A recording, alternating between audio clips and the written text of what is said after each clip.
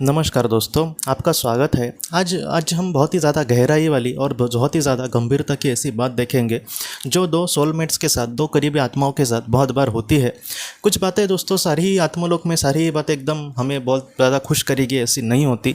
ज़्यादातर बहुत सारी चीज़ों में अगर कोई एक आत्मा पीछे रह जाती है या फिर अपने जीवन को अगर अच्छे से समझ नहीं पाती है तो बहुत बार उसका जो रिश्ता है अपने सोलमेट्स के साथ वो कभी कभी थोड़ा सा बुरा भी बन सकता है, थोड़ा सा दूरी का बन सकता है। बुरा मतलब उस तरीके से बुरे संबंध नहीं बनेंगे, लेकिन फिर भी एक दूसरे को खोने का उनमें मतलब उस तरीके से भावना पैदा हो सकती है या फिर वो एक दूसरे से दूर भी जा सकते हैं। लेकिन इसमें भी जिम्मेदार आत्मलोक का कोई मतलब बोलते हैं ना कि कोई कायदा कानून नहीं है, बल्कि वो उसकी खुद की सोल है दोस्तों। समझो दो आत्माएं हैं और वो अपनी जो प्रगति है बहुत ही अच्छे से कर रहे हैं। समझो वो दोनों आत्माएं अभी पांचवें लोक में हैं और बहुत ही अच्छे से कर्म कर रहे हैं। तो ऐसे वक्त में बहुत बार क्या होता है दोस्तों कि जैसे मेरा अपने आप पर कंट्रोल हो सकता है, मैं अपने आप को सुधारने की कोशिश कर सकता हूँ, लेकिन हम किसी और को ज़्यादा से ज़्यादा कह सकते हैं, उसको समझाने की कोशिश कर सकते हैं। तो इस तरीके से चीज़ें होती है।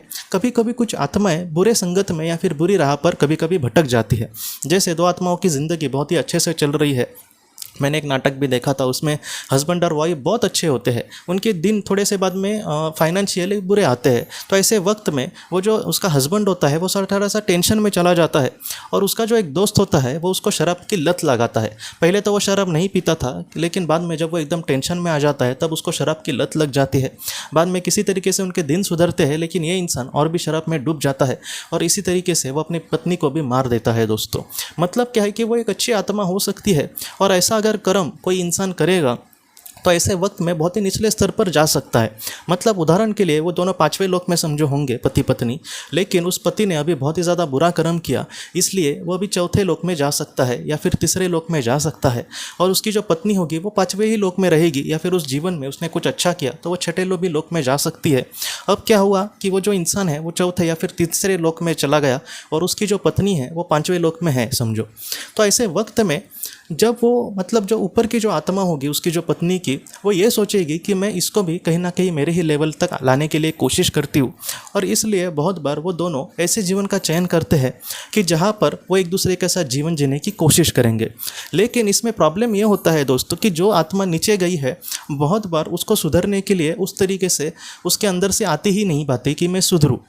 जैसे जो बुरा इंसान है वो इसी तरीके से इस दुनिया से समझो चला गया, तो अगले जीवन में भी जैसे कोई जुआरी है, कोई शराब के लत लगने वाला इंसान है, तो ऐसे वक्त में अगले जीवन में भी उस सारी चीज़ों के पीछे वो भागेगा। मतलब कहीं ना कहीं वो सारी जो चीज़ें हैं जुआ वगैरह वो उसको आकर्षित करेंगी और इसलिए वो अपने मन को कभी कभी कंट्रोल नहीं कर पाता और इन सारी चीज़ों में फिर से डूब जाएगा। और दूसरी जो आत्मा है वो इसलिए जन्म लेती है क्योंकि वो उस लाइफ में उसको मदद करे, उसको कहीं ना कहीं ऊँचा उठाने की मदद करे। लेकिन उस जीवन में वो फिर से मतलब उन सारी चीज़ों के पीछे अगर भागा तो ये जो बेचारी मतलब अच्छी आत्मा होगी वो उसको कितनी भी कोशिश करे बहुत बार वो सुधरती ही नहीं है। मैं यहाँ पर सिर्फ नेगेटिव नहीं बोल रहा, बहुत अच्छी आत्माएं सुधरने की भी कोशिश करती है। लेकिन क्या होता है दोस्तों कि जैसे बुरी जो लत है या फिर ऐसी जो बातें होती है वो तुरंत इंसान के मन से नहीं जाती। आपको भी मैं कहता हूँ, चाहे तो आप अपने आप पर प्रयोग करना कि जैसे कोई रोज़ की हमारी बुरी आदत है किसी को शराब पीने की या फिर और भी, वो फटक से छूटती नहीं जाती दोस्तों। वैसा ही उसके आत्मा के साथ भी बहुत बार होता है।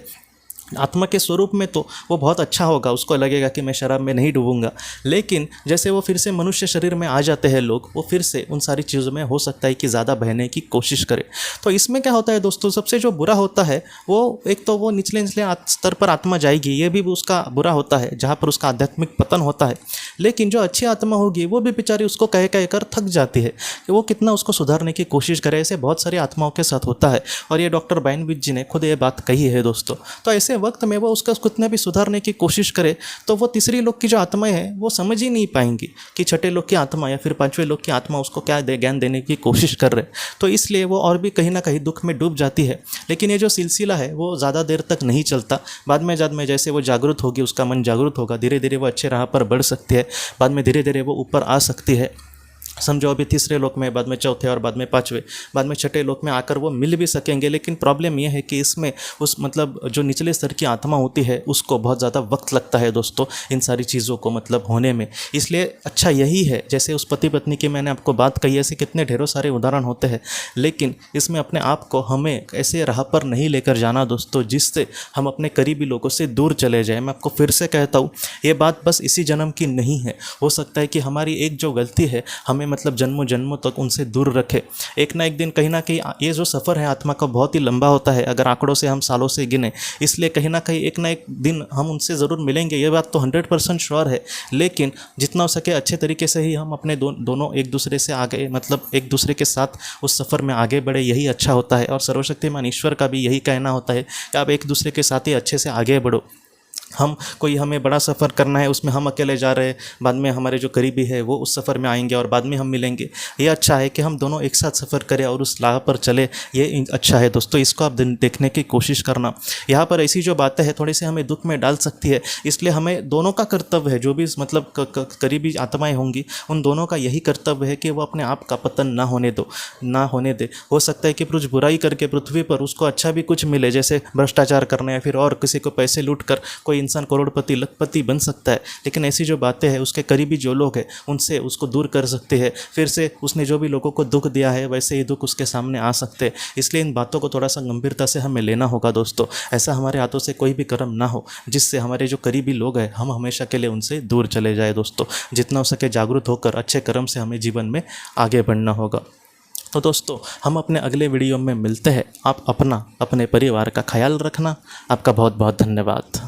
की रोशनी ये एक कंसल्टेंसी है जो ऐसे लोगों को मदद करने की कोशिश करती है जिन्होंने किसी अपने को खोया है या फिर जो लोग अपने जीवन में बहुत ही ज़्यादा दुखी है। जो लोग इस संस्था के साथ जुड़ते हैं उन्हें पास्ट लाइफ रिग्रेशन की ऑडियोज़ भेजी जाएगी, जिससे घर बैठे वह पास्ट लाइफ रिग्रेशन का अभ्यास कर सकते हैं। और उन्हें 5 मेडिटेशन ध्यान की भी ऑडियोज़ भेजी जाएगी। और इसके साथ साथ उन्हें PDF किताबें भेजी जाएंगी जो हिंदी और अंग्रेज़ी में है, जो मोबाइल पर या फिर लैपटॉप पर आप उसे पढ़ सकते हैं। और 10 ऑडियो बुक्स भी आपको भेजी जाएंगी। तो दोस्तों अगर आप इस संस्था के साथ जुड़ना चाहते हैं तो कृपया इस नंबर पे व्हाट्सएप मैसेज करें। आपका बहुत बहुत धन्यवाद।